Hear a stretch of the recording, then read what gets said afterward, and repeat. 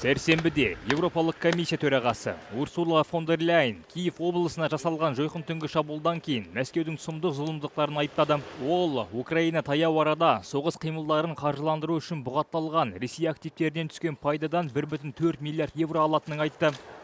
Европа одағы 2022 жылы Ресейдің Украинаға толыққанды басып кіруінен кейін көп ұзамай Ресейдің 200 миллиард евроға жуық халықаралық резервін бұғаттаған. Активтердің өзіне тиіспегенмен, олардан түскен пайда Украинаны қолдауға жұмсалып келеді. Фон дер Ляйн соңғы қаржыландыру туралы хабарландыруды Киевке жасалған Ресейдің баллистикалық зымырандары мен дрон шабуылдарынан кем дегенде 17 адам қаза тапқаннан кейін жасады. Ресей соңғы апталарда бірнеше азаматтық нысандарға соққы беріп, Украинаға шабуылдарын үдетті. Ресейдің бұғатталған активтерінен алынған үстеме пайданың бұған дейінгі 4 траншы Киевке аударылған болатын. Ал сәрсенбідегі хабарландыру бұл жалпы соманы 8 миллиард евроға жеткізді.